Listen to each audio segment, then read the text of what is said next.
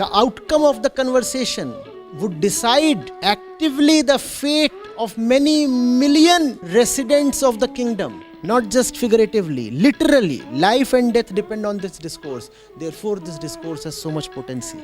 Arjun is the real life student, not the ideal disciple. Therefore, Krishna's persuasion has the cutting edge mastery. That's what happened with Arjuna as well. So the Bhagavad Gita is such a real and captivating story. Hello Acharya ji. I wanted to ask about the recent suicides, multiple suicides which happened in top institutes of the country, which included our institute as well. So I wanted to know what is the reason behind these suicides which are occurring in the country, and is it due to societal pressure or academic pressure? You see, a kid is a very dependent being. Very dependent, so the kid is heavily exploited. You tell the kid that your life is worthless if you do not attain such and such goals.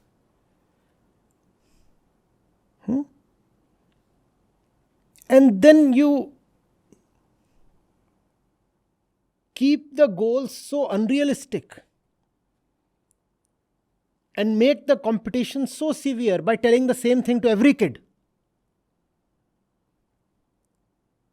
that practically only 1% can attain the goals they have been conditioned to attain. What will happen to the remaining 99%?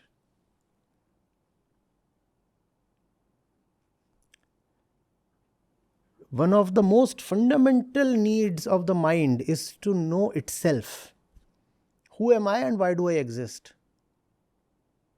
Parents and educators never bother to address this question, let alone answer it satisfactorily. Instead, they indirectly, unconsciously supply you with a ready-made and junk answer. They say you exist to achieve. Achieve what? Stuff that we tell you to achieve. Who told you that working for some MNC and earning fat dollars is the purpose of life?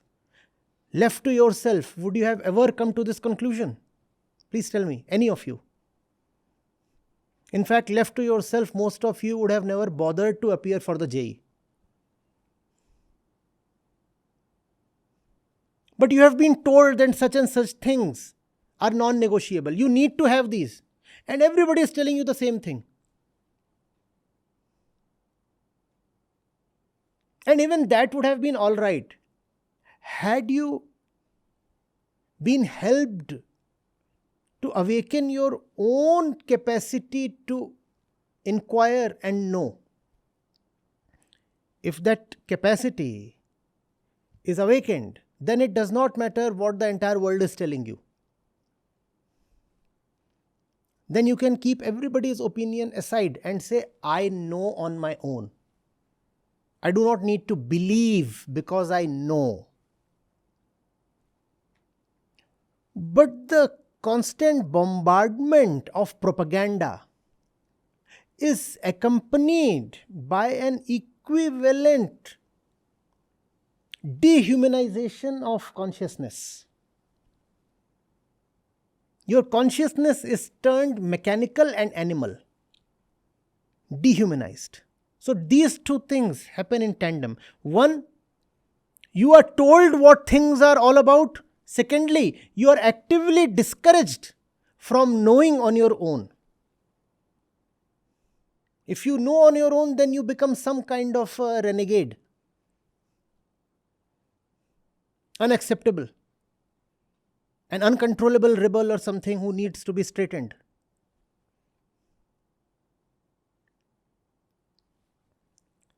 So now the fellow comes and he has been given impossible targets to achieve. And he has been told if he doesn't achieve those targets, then life is meaningless.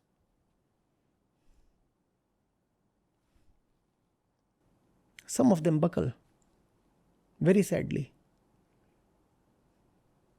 All links in any chain do not carry the same strength. There are weak links, right? If you put undue pressure on the ends of the chain, some link will break. The fault does not belong to the link. You must question those who put the pressure.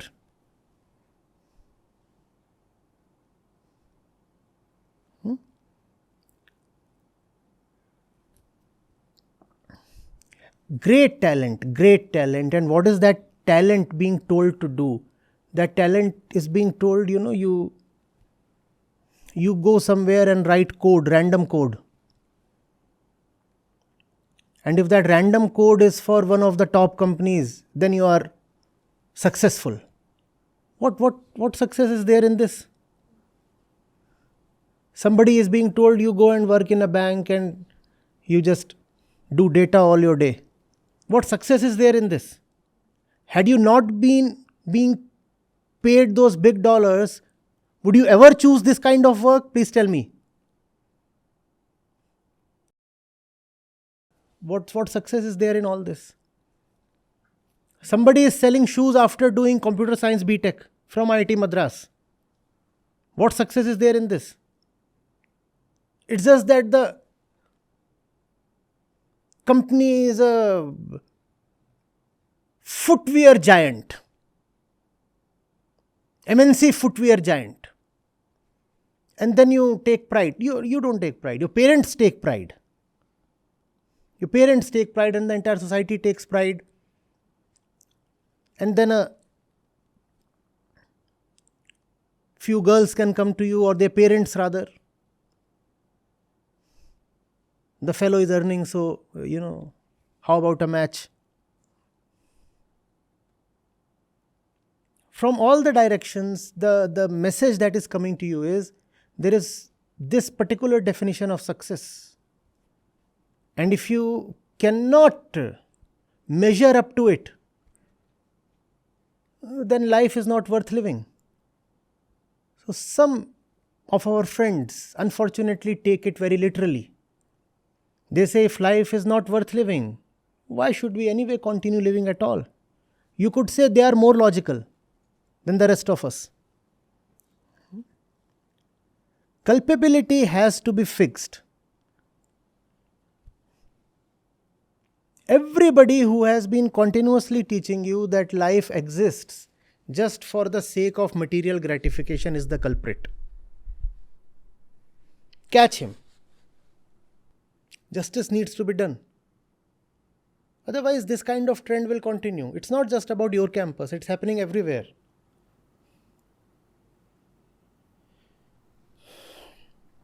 Pressure by itself might not be necessarily a bad thing, but pressure for such nonsense?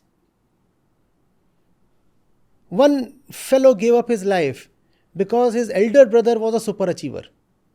The elder brother was actually from an IIT. This fellow did not manage into an IIT. He was at some other place, and there too he was not getting the desired kind of job offers. He quit. On one hand, I commiserate with the parents. On the other hand, one needs to have a straight word with them. What exactly are you feeding your kids on? Do most parents even deserve to be called parents? For any small project, you require at least some qualification. But for the project of raising a kid, you require zero qualification. All you need is, one night of physical encounter. And then you say, I'm a father and she is a mother and the two of us are qualified to raise the kid. How exactly are you qualified to raise the kid?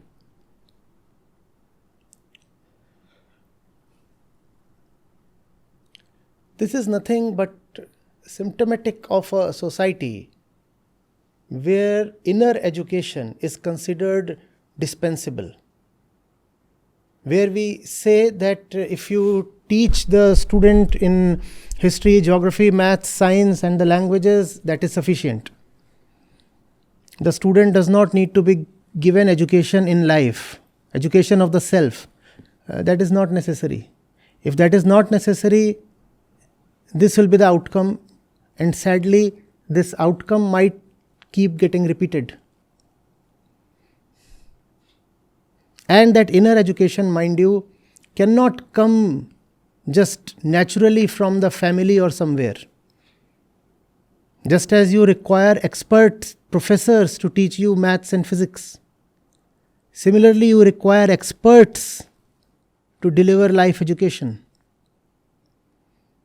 If that is not there, then the mind will remain very cluttered, very confused,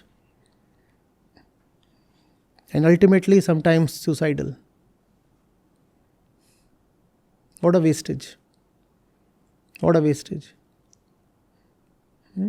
And what makes the wastage worse is that the lives of those, even those who survive, are rendered waste. We talked about the fellow who's working in a footwear MNC post his electrical engineering. Why should that not be considered an equal wastage of life? Or the fellow who decides to sell fizzy drinks. If you look at the IIMs, for example, they attract a lot of crowd from the IITs. And what do these IITians do passing out from the IIMs? Somebody is selling fizzy drinks, somebody is selling home loans. That's an equal wastage. But we don't want to talk of that. We talk of that as gainful employment. In fact, we gloat over that. We say, this is heroic. My Johnny has attained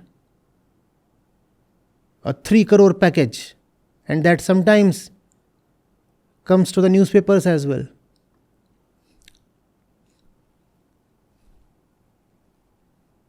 That should indeed come to the newspapers as a thing of tragedy, not as a matter of celebration.